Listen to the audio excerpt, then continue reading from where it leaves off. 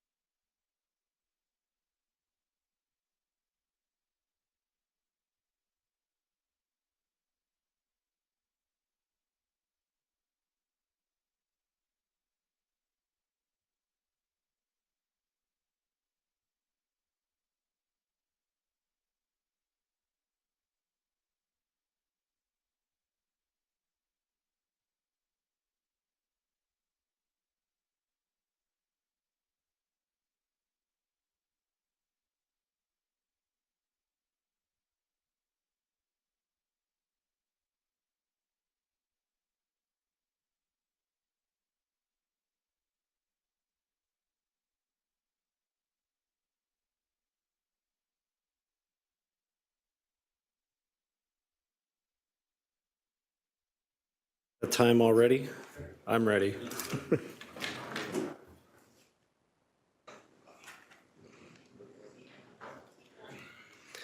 Good morning, everyone. Welcome to the General Issues Committee budget meeting for February 15th, 2024. I'm calling this meeting to order. A reminder that all electronic devices are to be switched to a non-audible function for today's committee meeting. In chambers joining us today, we have Councillor Jackson, Councillor McMeekin, Councillor Wang, Councillor Wilson, Councillor Francis, Councillor Taddison, Councillor Alex Wilson, Councillor Clark, Councillor Kretsch, Councillor Kassar, Councillor Pauls, Councillor Beattie, and Mayor Horvath. Madam Clerk, are there any changes to today's agenda? Yes, Mr. Chair. There are added communication items. 4.1, correspondence from Andrea Dalrymple respecting the police budget with a recommendation to be received. Added communication item 4.2, correspondence from the Hamilton Police Services Board respecting the 2024 Hamilton Police budget with a recommendation to be received and referred to consideration of 7.1. Item 7.1, 2024 tax supported budget and financing plan FCS 24002 as amended has also been revised. There are added amending motions to item 7.1. 7.1A, discretionary development charge exemption, 7.1B, litter management service enhancements, 7.1C, Hamilton apartment rental program, and 7.1D, replacement of the 2018 diesel waste packer equipment. Please also note this has been revised this morning. There's an added private and confidential item, correspondence respecting the 2023 housing targets and performance, and there's also a change to the order of agenda items. Private and confidential item 11.1 will be moved up the agenda to immediately follow consent items. Thank you. I need a mover and a seconder to approve the agenda as amended. Moved by Councillor Wang, seconded by Councillor Kretsch. All in favor or opposed?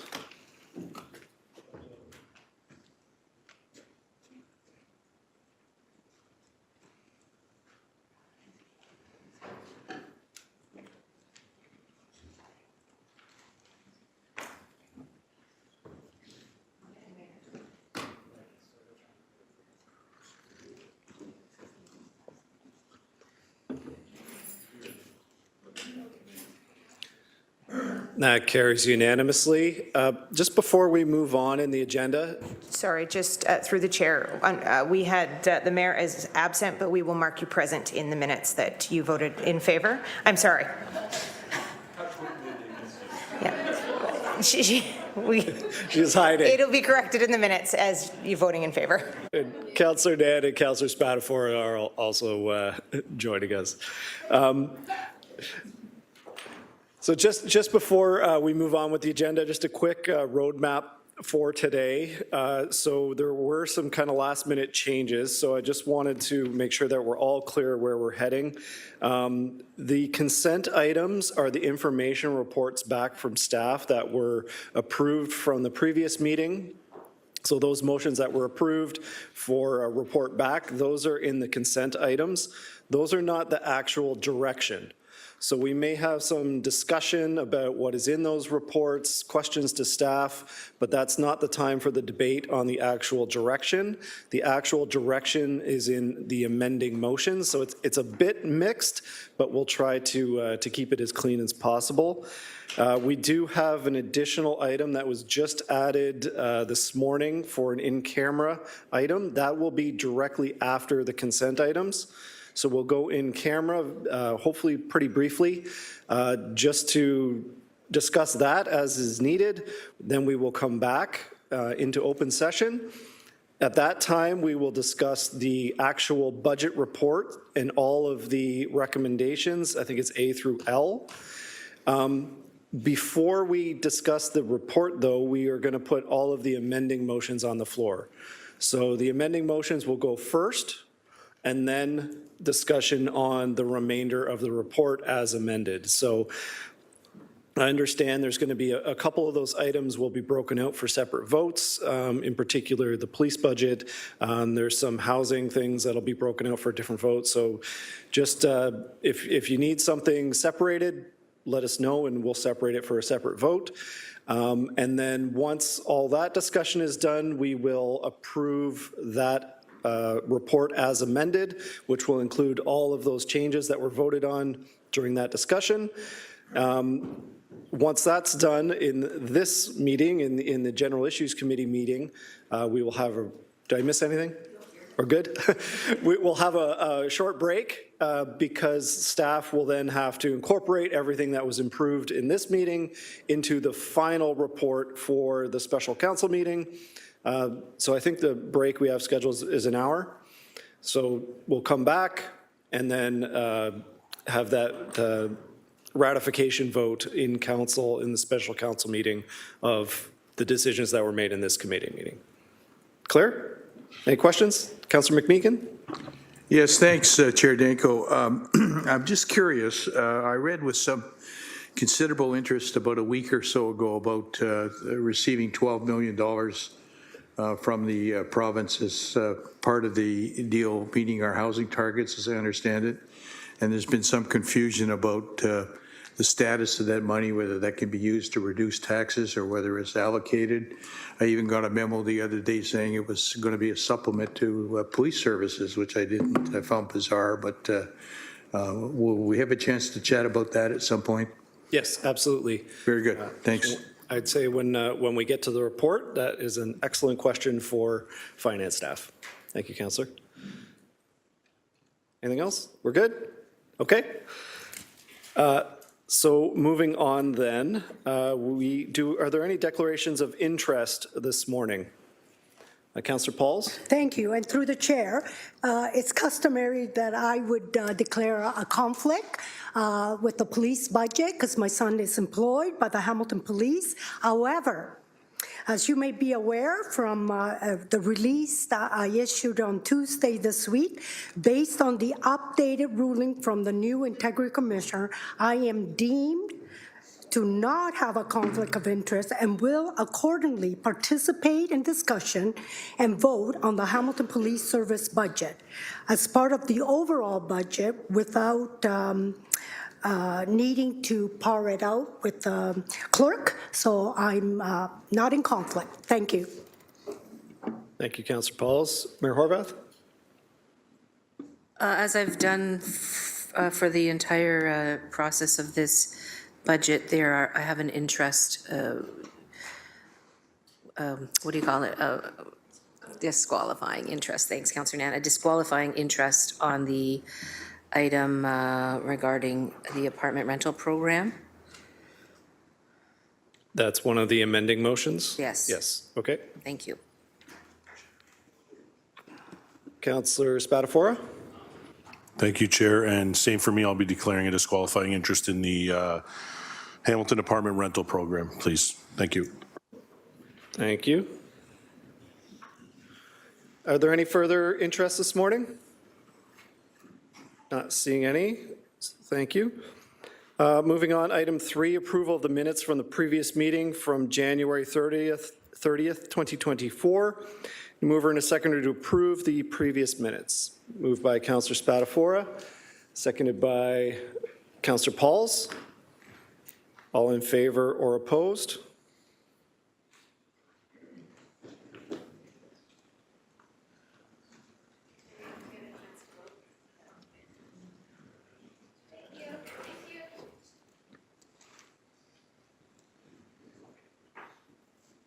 That carries unanimously. Item 4, communications for this morning. I need a mover and a seconder to put item 4.1 on the floor. Moved by Councillor Spatafora, seconded by Councillor Beattie. Is there any discussion on any of the communications? Seeing none? Oh, sorry, Councillor Crutch? That was just for 4.1? You said, Yes. so 4.2 is next? You said any of the communications? Any of the communications? Oh, okay. Yeah, 4.2, if it's okay. Certainly. Yeah, just wanted to highlight slightly confusing math in here in the third paragraph, because I think we've been having an ongoing discussion about what's the percentage, what's the total amount of the police board number. So I just wanted to say here that I think it hasn't changed from now being an 8.41% overall increase of 16.7 million. Though, if you read the third paragraph, and I'll read the part that I'm talking about, it says that there'd be a proposed 6.88% for the operating budget of 13.32 plus 6.51 Well, when you add those together, you get 20 million instead of 16.7.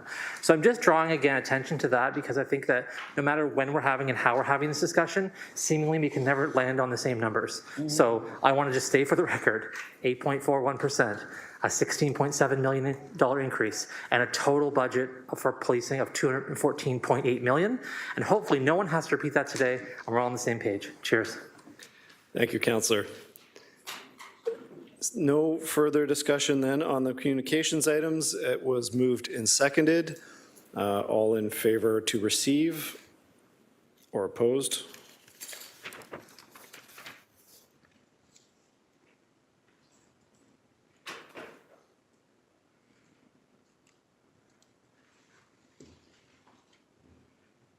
That carries unanimously. On to consent items. Item 5.1, the alternative financing strategy for discretionary development charge exemptions. This was a motion from Councillor Cassar, seconded by Councillor Kretsch. So I need a motion to receive and refer the report to the consideration of 7.1, and then we'll open the floor for if there's any discussion. So that was moved by Councillor Cassar, seconded by Councillor Kretsch. Is there any discussion on the information report, 5.1? Seeing none? Okay. So do we do that vote now or yes? So it's to receive and to refer the report to consideration of item 7.1A.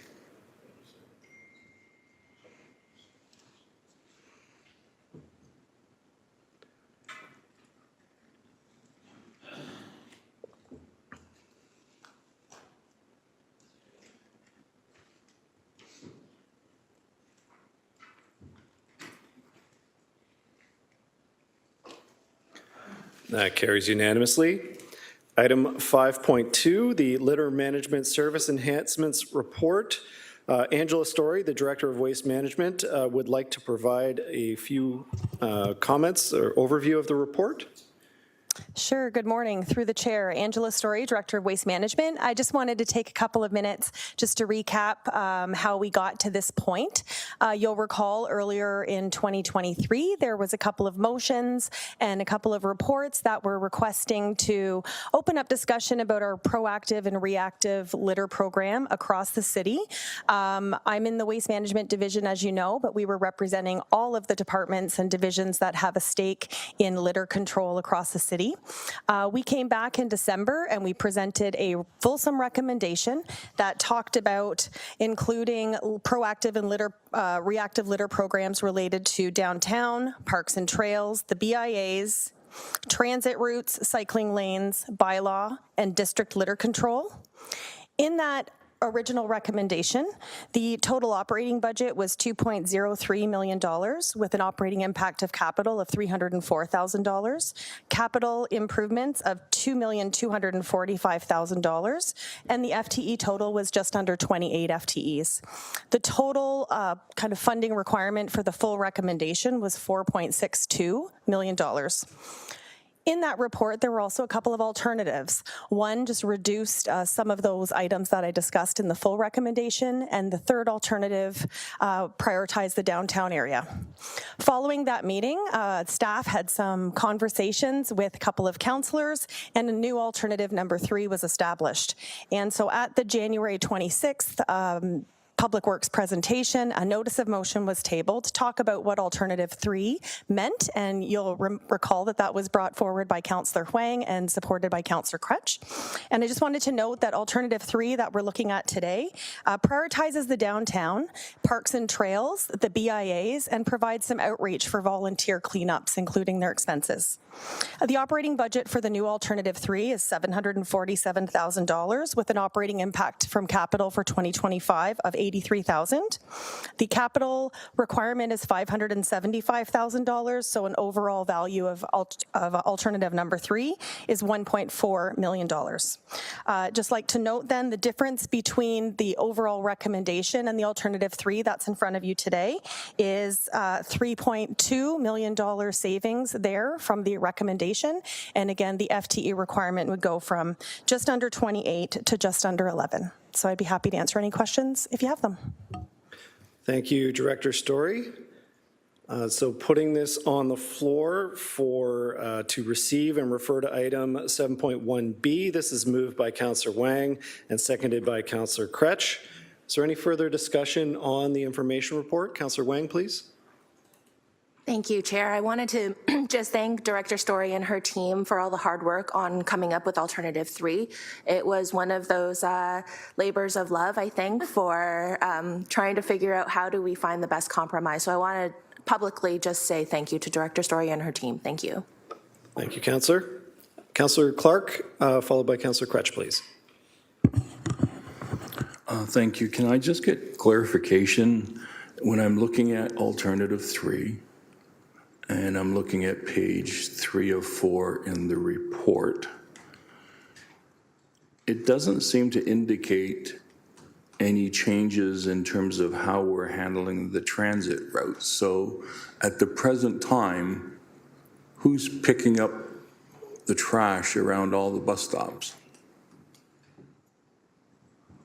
Through the chair, I do believe transit staff and road staff would be here as well. But from our research that we did, there's a range around a transit stop. If it's within a certain number of feet, it would be the responsibility of the transit group of HSR. And if it's a little bit farther out on that, that would be the responsibility of the roads division.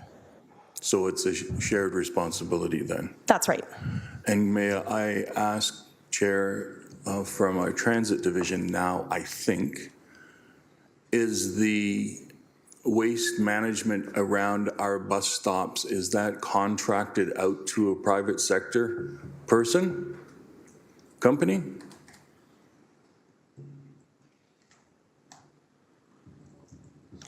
I'm not sure if Maureen's here. Apologies. So can anyone answer that? Because it is budget day. Director Can. Through the chair to the councillor, I'm just reaching out to Director Cousin-Heath, and we'll have her online shortly to answer that question. Thank you. Thank you, Chair. Thank you. I'll go to Councillor Kretsch, and then we'll come back when we receive the answer to that question. Councillor Kretsch, please. I want to echo what Councillor Huang said. I think it's really important that we had that dialogue, both Councillor Huang, myself, and folks in our waste management division about this, and their willingness was really an important part of this, right? We came to them saying, look, we want to find some savings here, ask some questions in detail, and they came back saying, you know, it's not going to be easy for us to do this. We proposed coming forward, obviously, with 28 FTEs, and we had a program. We did this intentionally. But considering the fact that we're looking to make some savings here, how can we still reach those target areas like BAs around the city, the downtown core, other kinds of places, and came back with a compromise. So a question, a compromise, appreciate that willingness. Thanks so much for the collaboration. Thank you, Councillor.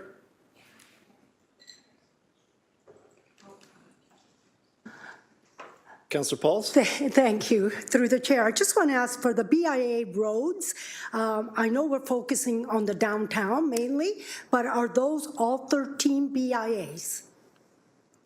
Through the chair, yes. So in alternative number 3, the BIA would be, they're currently swept during sweeping season 1 time per week, and this would increase it to 2 times per week to all 13 BIAs. Thank you very much. And sorry, through the chair, I did get some information about transit shelters if you want me to provide that. Please, thank you. So through the chair to Councillor Clark, transit has a contract to clean shelters in and around the shelters. Thank you for that, Chair. So I will take that item offline because I'm curious as to how frequently, because I can tell you from riding the buses, the trash piles up really quickly, and it stays like that for most of the day, and that's incredibly disappointing, especially for visitors who are coming to see our city and driving by that. It's just disappointing. May I ask one other question on this litter cleanup?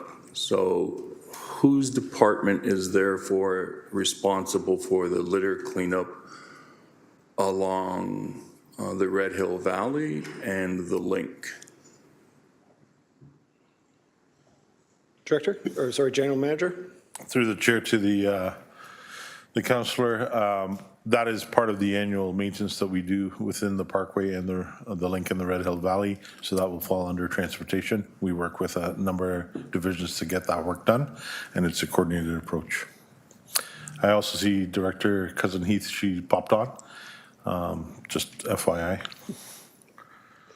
So may I just, because I don't want to be pedantic, but it sounded like I heard, and I like that word, Tom, just, it's your word. It sounded like I heard it's an annual maintenance, so the annual cleanup of the Red Hill and the link. Am I to infer from that there's one cleanup and then we wait until the next year to clean it up again?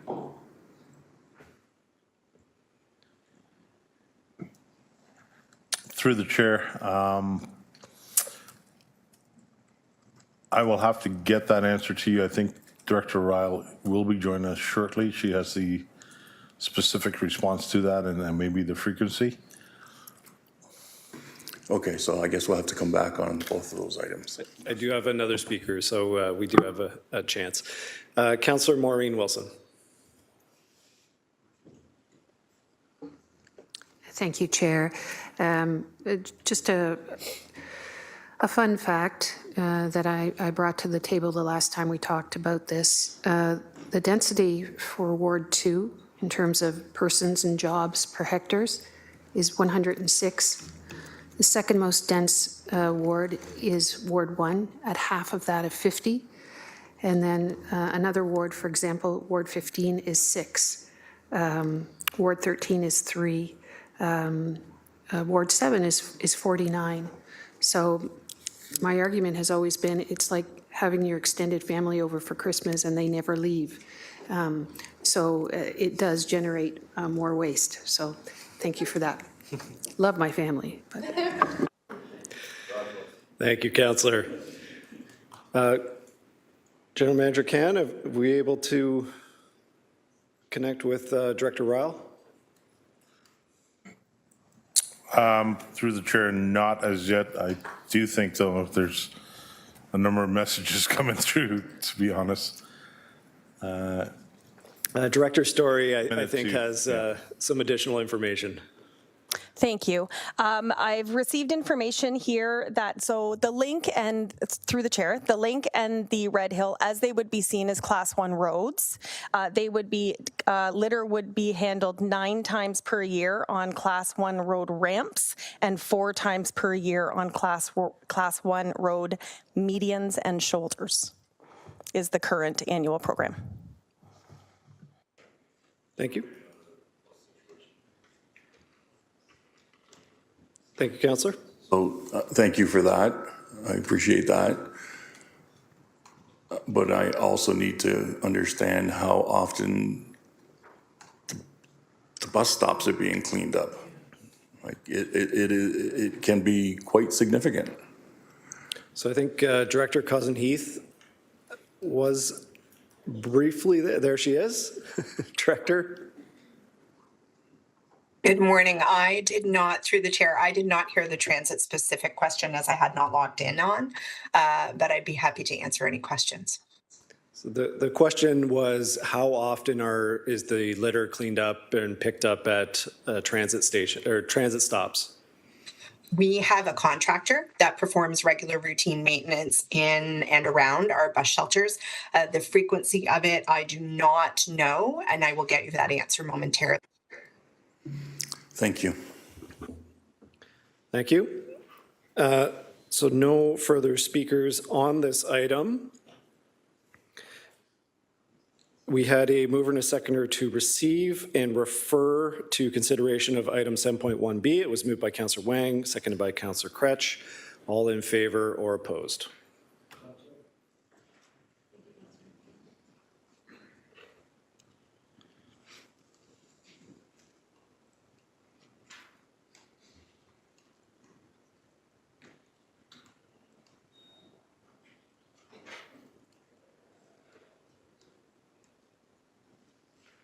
That carries unanimously.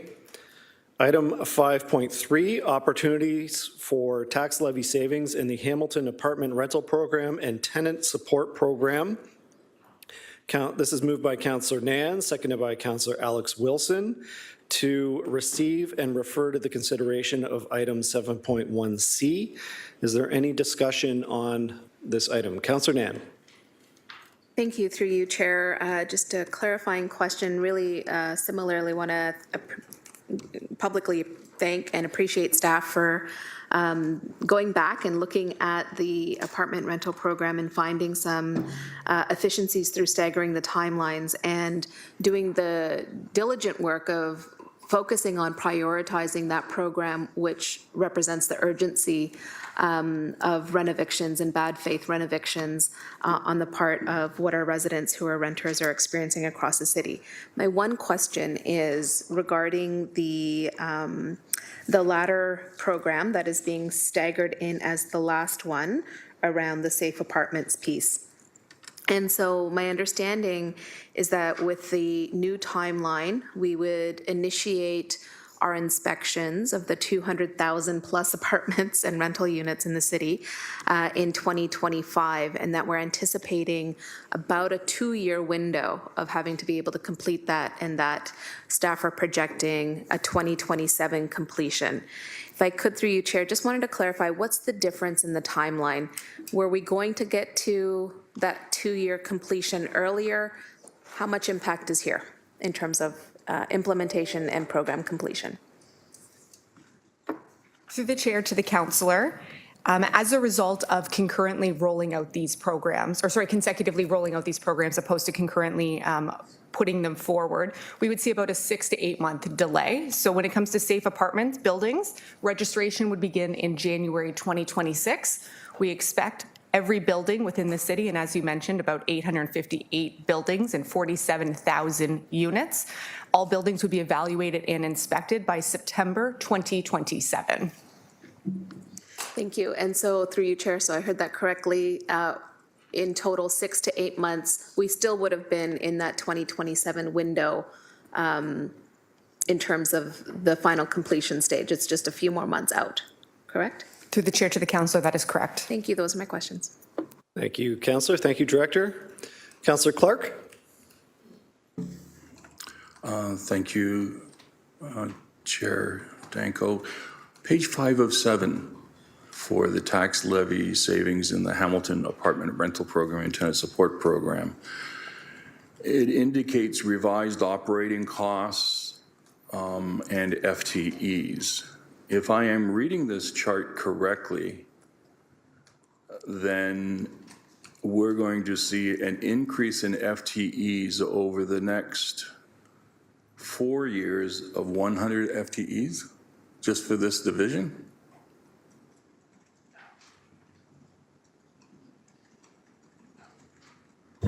So through the chair, no, the numbers shown in the chart are cumulative. So what we've shown here is in 2025, the 2024, this total staff complement would be the 14.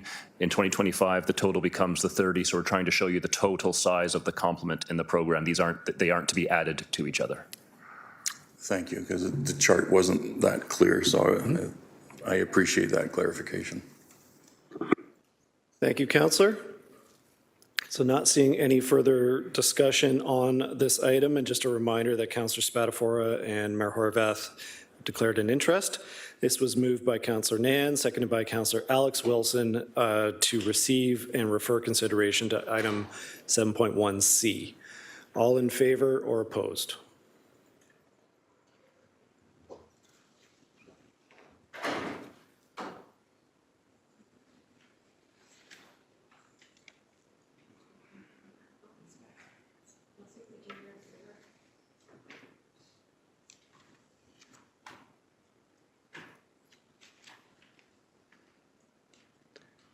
That carries 14 with 2 abstentions.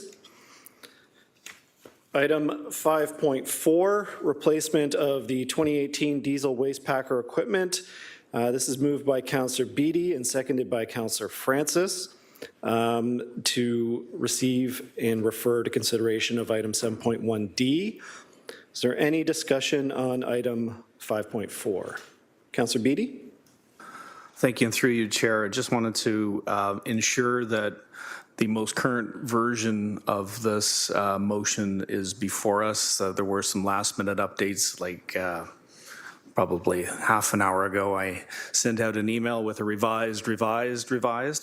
The new intent is to proceed with the current strategy to replace the diesel fleet with a CNG fleet, and that the allocation for that, I'll call it an enhancement, be funded through a split between the climate change reserve and the unallocated capital reserve, as opposed to that difference, that 1.195, a number that's seared into my head for the rest of my life. That $1.195 million would typically have been gone towards the levy, and this way we avoid that additional charge going to the taxpayer, instead funding it from some internal reserve allocations. Chair, thank you. Thank you, and we'll make sure that we do have the most current motion when we get to the amending motions. Thank you. No further discussion then on item 5.4. So again, this is moved by Councillor Beattie, seconded by Councillor Francis, to refer to the consideration, receive and refer to the consideration of item 7.1D. All in favor or opposed?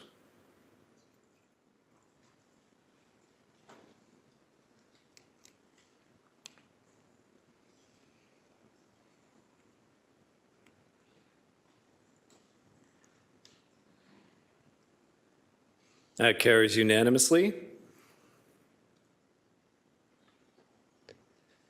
So at this time, we're going to move into a private session regarding 11.1, correspondence respecting the 2023 housing targets and performance. So I do need a motion to go into closed session, moved by Mayor Horwath, seconded by Vice Chair Maureen Wilson. So pursuant to section 9.3 subsection H of the city's procedural bylaw 21-021 as amended, and section 2392 subsection H of the Ontario Municipal Act 2001 as amended, as the subject matter pertains to information explicitly supplied in confidence to the city or a local board by Canada, a province or territory, or a crown agency, or any of them. So we do need a vote in order to approve going into closed session.